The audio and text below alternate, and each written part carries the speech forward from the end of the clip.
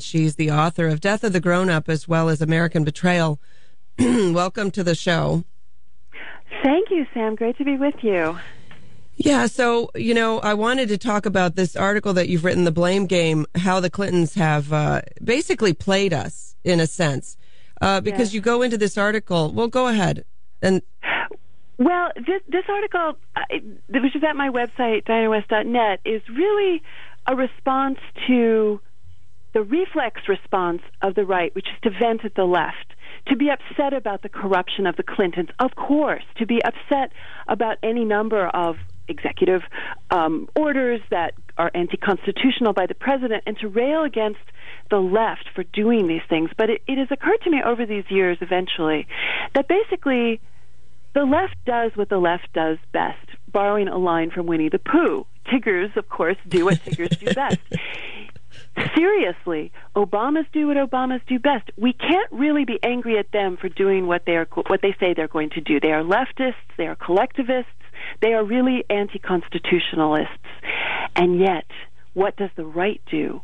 And this is the crux of the piece. Who is to blame? The right, I argue, is to blame for all the excesses of the left, because collectively we do not stand up and call them to book.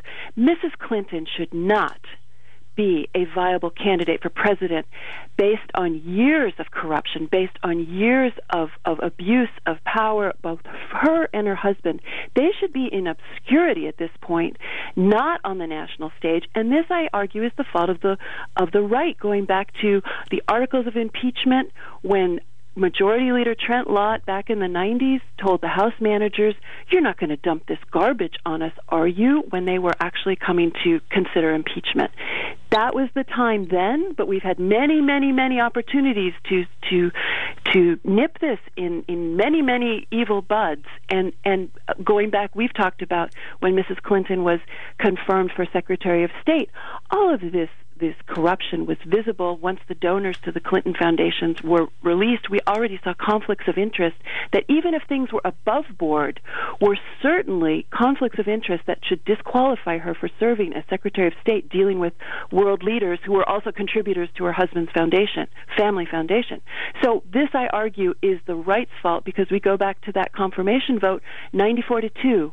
2 Republicans said no. That's not enough. That means Republicans, conservatives, are responsible. Our enablers are part of the problem, and so that's the crux of this idea. Who is to blame? It's not the left. They're just doing what they do. It's the right for not taking care of it. Yeah, okay, I can't go along with it's not the fault of the left, because it is the fault of the left, but the Republicans have towed the line with them. I absolutely agree. This is the problem that we have now. Yeah, because it's basically they couldn't do what they do without the enablement, without the codependency, if you want, of the right. So, in other words, it's not. I'm not saying it's not their fault, but I'm saying they are doing what they do, but we don't do what we're supposed to do. That's right. They're doing what they set out to do. Although, when you say that Mrs. Clinton said, well, I'll reveal all the donors, and then she just conveniently didn't, and now says, well, there's this agreement that I'm not supposed to reveal donors, but then you should never have agreed to reveal the donors if that agreement wasn't, you know what I mean? Then you can't say that so you lied when you signed the document with the Obama administration. Correct. They did make a release in 2008 that was available when the senators voted to confirm her in January 2009. There was a list. It had all the same bad people. There are probably more and different ones now, but it had a list of conflicts of interest involving, all manner of dictatorships, Islamic dictatorships and others that they were doing business with. That was right there on paper, and that still she sailed through. This is the whole, it's easier to ask for forgiveness than to ask for permission. And in fact, they asked for permission, and permission granted. And now she still has to ask, she ought to come out. If she's clever, she won't. But she ought to come out and say, I don't see why this is a problem. I was confirmed and everybody knew this. So now they're having a problem with it? Heck no. They all signed off on it. If they have a problem with it now, they're the hypocrites. They could certainly spin it that way, of course, but right now, of course, we're conveniently not concentrating on the erased emails, which are, it's sort of like one scandal builds on the next, and then we move on, which I think is that's right. The phrase I think comes from those Clinton years when each scandal the spinner of the day was basically always saying, "Oh, we've already dealt with that. Let's move on." And we never dealt with anything, and they're still here. I mean, they really should be here. That's the thing. They should not be leaders on the national stage. Bill Clinton, we could go on and on all day about all of the reasons he should not be a respected public figure, and yet he is. And then meanwhile, what happens? The right wing gets rid of people like Todd Akin, the Senate candidate back in 2012, eliminated for a remark about rape, whereas Bill Clinton, a man with very credible evidence that he is a rapist and certainly a sexual predator, he is the lionized leader of the emeritus of the Democratic Party. There's really something wrong with that picture, and a lot of it has to do with the way Republicans and conservatives behave, almost like cat's paws of the left. Yeah. Let's talk about Geert Wilders, who was planning a trip to the United States. Yes. And we've got two congressmen who are both Muslim who are objecting to allowing him into this country, which affords people freedom of speech, right? Right. Well, the good news is that Wilders came to this country and that the two congressmen trying to block him were ineffective.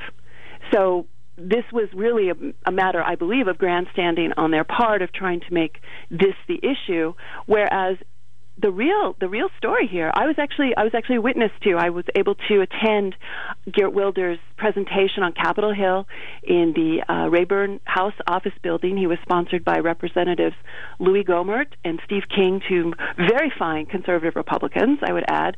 Right. And he made a fabulous speech trying to talk sense into America, and it's always refreshing. I really recommend to viewers, to listeners, that they read some of or watch, they're on YouTube, watch some of Geert Wilders' speeches. It's like listening to cool water coming off a waterfall. It's so clear and refreshing to hear someone speak truth and honesty and decency. Gates of Vienna is a fabulous website to find Geert Wilders' speeches, or vladtepes.com. These are places you can just search it and you'll find them. But he was basically trying to tell us to be true to ourselves, to love our nation and defend it. And the interesting thing is that he is one of his new points he was making was really bringing attention to what the Australians are successfully doing in terms of blocking the demographic waves that are coming across to Australia in boats. We're seeing this in Europe, as Europe is about to be completely overwhelmed by immigrants trying to get into Europe illegally, bringing all manner of just general strain and stress on the countries, on social services and everything else, but also no doubt bringing in jihadists. I mean, this is what is going on. And what Australia is doing is actually not permitting boats to land. So they are sending them back, and if the boat is rickety and the people are actually in danger of harm in the ocean, they're giving them new boats. They're giving them supplies, and they're actually just sending them away. And this, of course, will break the cycle of waves. I mean, people aren't going to want to keep going there if they're being returned. And this is what Wilders is trying to introduce to Europe. Send them back, give them good boats. But you can't allow your society to break down under a demographic tsunami. Yeah, it's a valid point. It's not one that we'll learn here anytime soon, I fear. Diana West, thank you so much for coming on.